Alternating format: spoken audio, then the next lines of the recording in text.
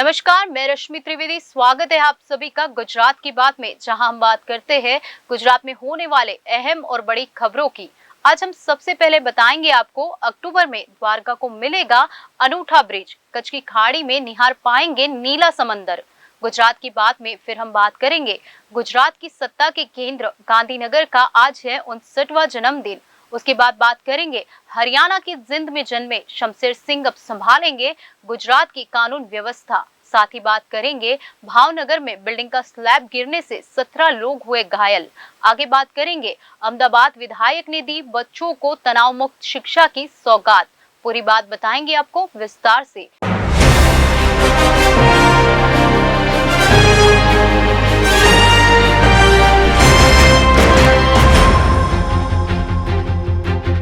तो आइए शुरू करते हैं गुजरात की बात का सफर। गुजरात की द्वारका में बन रहा सिग्नेचर ब्रिज दिवाली से पहले शुरू हो सकता है। इस ब्रिज का 92% काम पूरा हो चुका है। पीएम नरेंद्र मोदी के ड्रीम प्रोजेक्ट में शामिल इस प्रोजेक्ट के पूरा होने पर द्वारका नगरी को एक नया लैंडमार्क मिलेगा। इतना ही नहीं, द्वारका घूमने जाने वाले टूरिस्ट के आकर्षण का भी यह केंद्र बनेगा। इस ब्रिज पर टूरिस्ट के लिए 12 जगहों व्यू गैलरी बनाई गई है, जहां से वे कच्छ की खाड़ी में नीले समंदर का दीदार कर पाएंगे। देवभूमि द्वारका में बनकर तैयार हो रहा है यह अनूठा ब्रिज जिले के समुद्री कस्बे ओखा को एक बेट द्वारका आइलैंड से जोड़ेगा। अभी ओखा से बेट द्वारका जाने के लिए फेरीपोर्ट का इस्तेमाल करना पड़ता है। इस ब्रिज के बाद ब्रिज के जरिए सीधे बेट द्वारका पहुंचा जा सकेगा। पीएम नरेंद्र मोदी ने 2017 में इस ब्रिज के निर्माण के लिए शिलान्यास किया था। 2018 में निर्माण शुरू होने के बाद अब इस ब्रिज का निर्माण पूरा होने को है। कच्छ की खाड़ी में 38 पिलर पर बने इस सिग्नेचर ब्रिज का काम अंतिम चरण में पहुंच गया है। 2.3 किलोमीटर लंबे इस ब्रिज के खुलने से देवभूमि द्वारका में टूरिस्ट की संख्या बढ़ने की उम्मीद है। इस ब्रिज से सुरक्षा के साथ पर्यटक नीले समंदर के बीच में ब्रिज पर खड़े होकर अलग रोमांच महसूस कर पाएंगे। 978 करोड़ रुपए की लागत से तैयार हो रहे इस सिग्नेचर ब्रिज की चौड़ाई 27.20 मीटर रखी गई है।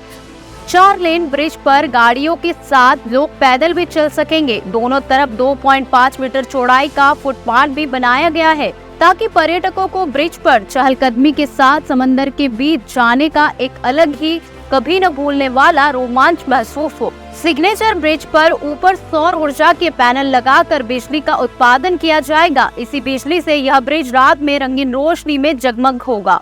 इतना ही नहीं, सोलर पैनल से करीब 1 मेगावाट बिजली बनेगी। शेष बिजली ओखा टाउन को दी जाएगी। ब्रिज का 92% काम पूरा हो चुका है। इसके अक्टूबर में अंत में दिवाली से पहले खुलने की उम्मीद की जा रही है। सिग्नेचर ब्रिज के खुलने से द्वारका के तट से दूर स्थित छोटे से द्वीप बेट द्वारका को सीधे कनेक्टिविटी मिल जाएगी। कहते हैं कि जब भगवान श्री कृष्ण द्वारका आए थे तो यहाँ उनका निवास स्थान था। यहाँ पर एक मंदिर भी है। इस मंदिर की स्थापना का श्रेय वल्लभाचार्य को दिया जाता है। कहा है कि पूर्व में बेट द्वारका को शंकोधर के नाम से जाना जाता था। महाभारत में बेट द्वारका का जिक्र अंतद्वीप के नाम से है। द्वारका के छोटे से टाउन ओखा और बेट द्वारका द्वीप को जोड़ने वाले इस सिग्नेचर ब्रिज के निर्माण की कल्पना प्रधानमंत्री नरेंद्र मोदी ने बतौर मुख्यमंत्री की थी। 2014 में जब वह प्रधानमंत्री बने तो इस सिग्नेचर ब्रिज के निर्माण से जुड़ा पेपर वर्क आगे बढ़ा और फिर उन्होंने 2017 में इसका शिलान्यास किया। इस ब्रिज वाहनों के साथ साथ पैदल और साइकिल से जाया जा सकेगा। इसे केबल ब्रिज भी कहा जा रहा है। इसके मुख्य स्पैन की लंबाई 500 मीटर है, जो भारत में सबसे ज्यादा है। इतना ही नहीं, वाहनों की पार्किंग की सुविधा के लिए ओखा की तरफ बड़ी पार्किंग बनाई जा रही है। इसके अलावा ओखा और बेट द्वारका दोनों तरफ 2.4 किलोमीटर का अप्रोच रोड भी बनाया गया है। गुजरात की राजधानी गांधीनगर पूरे देश में दूसरा ऐसा शहर है जिसे प्लानिंग के जरिए बसाया गया है। गुजरात का सबसे आधुनिक और मॉडर्न शहर गांधीनगर का आज 59वां जन्मदिन है। आज गांधीनगर गुजरात की राजधानी के साथ साथ बड़े आयोजन और शिक्षा का बड़ा केंद्र बनकर उभरा है। देश की पहली स्मार्ट सिटी गिफ्ट और सबसे आधुनिक रेलवे स्टेशन की मौजूदगी गांधीनगर में ही है। यह शहर गुजरात की सत्ता का केंद्र है, तो वही इसकी पहचान एक ग्रीन सिटी के तौर पर है। अतीत पर नजर डालें तो जब 1960 में गुजरात राज्य की स्थापना हुई थी तो अहमदाबाद पहली बार राजधानी बनी थी। राज्य के पहले मुख्यमंत्री जीवराज मेहता, जो महात्मा गांधी के डॉक्टर भी रह चुके थे, उनके मन में यह विचार आया कि नवनिर्मित गुजरात की राजधानी आंध्र प्रदेश में सिकंदराबाद, पंजाब में चंडीगढ़ जैसी होनी चाहिए, क्योंकि बॉम्बे स्टेट से अलग होने के बाद महाराष्ट्र मुंबई जैसे समृद्ध शहर को अपनी राजधानी के रूप में तैयार कर रहा था। तब गुजरात को 10 करोड़ रुपए दिए गए थे। मेहता ने गुजरात में कई अलग अलग स्थानों की तमाम पहलुओं पर जांच कराई और फिर गांधीनगर को गुजरात की नई राजधानी के रूप में चुना गया था। गुजरात की राजधानी चंडीगढ़ के बाद देश का दूसरा शहर है जो प्लानिंग से बसा है। महात्मा गांधी के नाम पर इस शहर का नाम गांधीनगर रखा गया है। अहमदाबाद शहर से 36 किलोमीटर दूर गांधीनगर में बीते 3 से 4 दशक में काफी प्रगति की गई है। अब यह सिर्फ राजधानी ही नहीं बल्कि शिक्षा का केंद्र बन चुका है। गांधीनगर में विधानसभा के साथ साथ राज्यपाल, मुख्यमंत्री के निवास और कार्यालय के साथ मंत्रियों और सरकारी दफ्तर भी है। गांधीनगर में विधानसभा के बाद सर्वाधिक चर्चित जगह है महात्मा मंदिर। केंद्र और राज्य सरकार में तमाम बड़े आयोजन यहीं पर होते हैं। हाल ही में सेमिकॉन इंडिया समिट इसी महात्मा मंदिर में आयोजित की गई थी। महात्मा मंदिर से थोड़ी सी दूरी पर एक सॉल्ट माउंटेन है। इस सॉल्ट माउंटेन में गुजरात के 18,066 गांवों की मिट्टी है। इस महात्मा मंदिर के फाउंडेशन का स्तंभ है। इसके अलावा यहाँ पर 2010 में एक टाइम कैप्सूल में जमीन के अंदर रखा गया था, जिसमें गुजरात की 2010 की यात्रा का उल्लेख था। 13 साल तक गुजरात के मुख्यमंत्री रहे प्रधानमंत्री नरेंद्र मोदी ने गांधीनगर में पिछले कुल सालों में कई नई चीजें जोड़ी है। इनमें है सेंट्रल विस्टा का विकास। पीएम मोदी ने विजन के चलते ही Mahatma Gandhi convention and exhibition centre का गतिविधियों का प्रमुख हब बनाकर उभरा है। 15 जुलाई 2021 में प्रधानमंत्री नरेंद्र मोदी ने गांधीनगर को नए रेलवे स्टेशन की सौगात दी थी।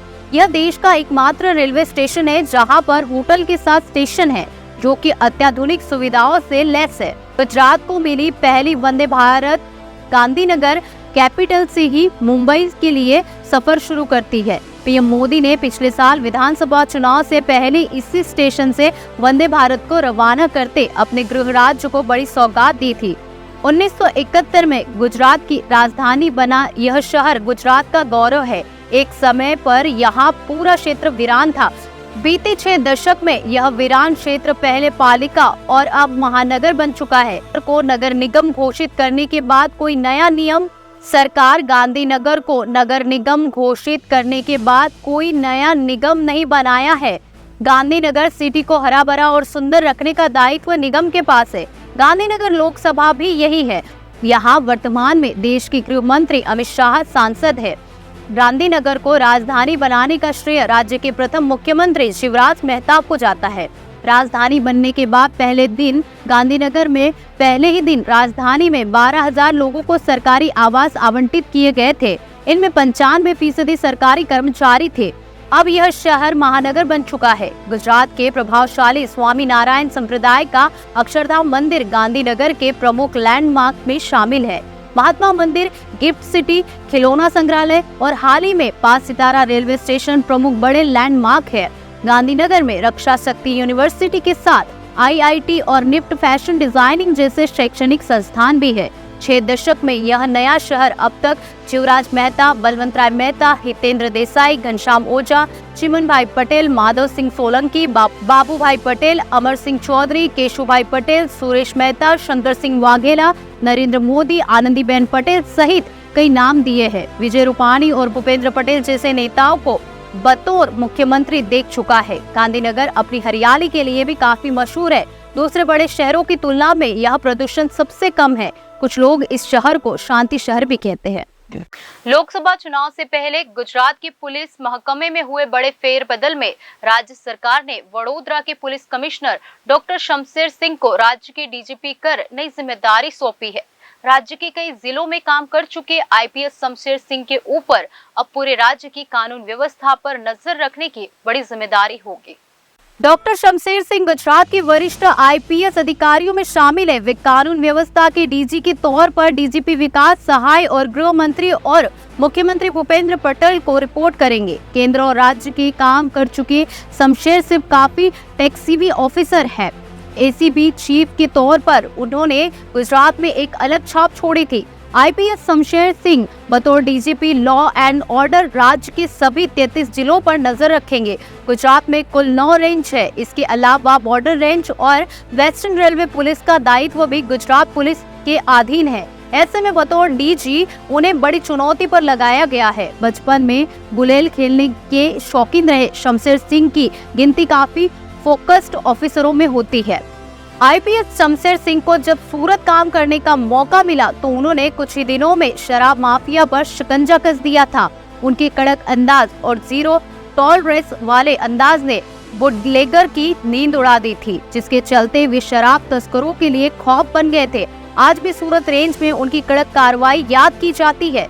शमशेर सिंह केंद्र और राज्य दोनों जगह काम कर चुके हैं। उनके पास केंद्रीय एजेंसियों की कार्यशैली से लेकर लोकल और ग्राउंड जीरो तक की पुलिसिंग का अनुभव है। वडोदरा पुलिस कमिश्नर के तौर पर शमशेर सिंह ने शी टीम के जरिए शहर को पीपल सेंट्रिक पुलिसिंग दी थी, जिसके कुछ इंसेंटिव और संस्कारी नगरी में काफी सराहा गया था। शमशेर जितने कड़क है उतने ही उदार भी है। वडोदरा सीपी रहते हुए उन्होंने शराब की तस्करी में लगी महिलाओं को नई जिंदगी देते हुए उनकी मुख्य धारा में वापसी कराई थी। गुजरात एंटी करप्शन ब्यूरो के प्रमुख के तौर पर काम करते हुए शमशेर सिंह ने अलग ही छाप छोड़ी थी। एसीबी को न सिर्फ सोशल मीडिया के प्लेटफॉर्म पर ले आए थे, बल्कि भ्रष्टाचार की शिकायत देने वालों के लिए कई चैनल खोल दिए थे। शिकायतकर्ता की सुरक्षा के लिए उन्होंने उन्हें घर तक भेजने की व्यवस्था कर दी थी। हरियाणा में जिन जिले से आने वाले शमशेर सिंह काफी सामान्य परिवार से निकलकर सिविल सेवा में चयनित हुए थे। मीडिया से दूर रहकर खामोशी से काम करने वाले शमशेर सिंह काफी लो प्रोफाइल रहते थे। वे आम जन के लिए काफी शालीन है तो अपराधियों के लिए काफी कड़क और कानूनी कार्रवाई करने में यकीन रखते हैं। वडोदरा शहर में बतौर सीपी डॉक्टर शमशेर सिंह की कामगिरी की विदेश मंत्री एस जयशंकर ने काफी तारीफ की थी।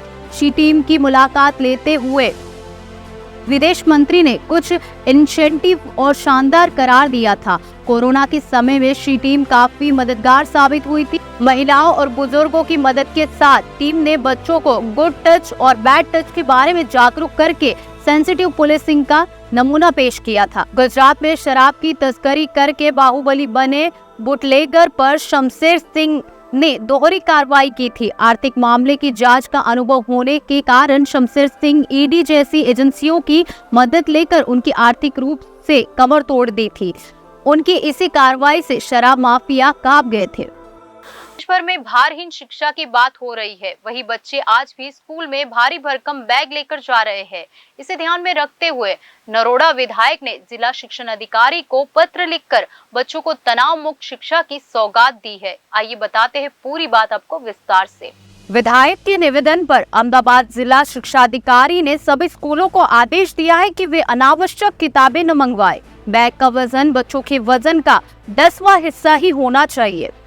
अहमदाबाद के नरोड़ से विधायक पायल कुकरानी ने अहमदाबाद जिला शिक्षा अधिकारी को पत्र लिखकर कहा कि उन्हें एक ज्ञापन मिला है कि कक्षा 1 से 8 तक के छात्रों को स्कूल से प्रत्येक विषय में 2 या 3 नोटबुक और वर्कबुक लाने का निर्देश दिया गया है, जिसका वजन बच्चे के वजन से ज्यादा होता है।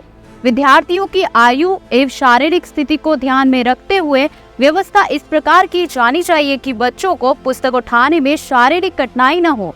इस संबंध में अहमदाबाद के स्कूलों को लिखित निर्देश दिया गया है। विधायक का प्रतिनिवेदन मिलने के बाद अहमदाबाद जिला शिक्षा अधिकारी ने सभी स्कूलों को बच्चों की जरूरत की किताबें मंगवाने का आदेश दिया है। बैग का वजन बच्चे के वजन का 10वां हिस्सा होना चाहिए। बच्चे के विषय के अनुसार किताबें लेकर आने की व्यवस्था की जाए ताकि बच्चे के बैग का वजन न बढ़े। इस संबंध में जिला शिक्षा पदाधिकारी रोहित चौधरी ने बताया कि कुछ स्कूलों में जरूरत से ज्यादा भारी बैग होता है। उनके स्कूलों को यह सुनिश्चित करने की सलाह दी गई है कि बच्चों के बैग का वजन ज्यादा ना हो। गुजरात की बात में आज बस इतना ही। आने वाली सभी खबरों के लिए आप देखते रहिए जनादेश न्यूज।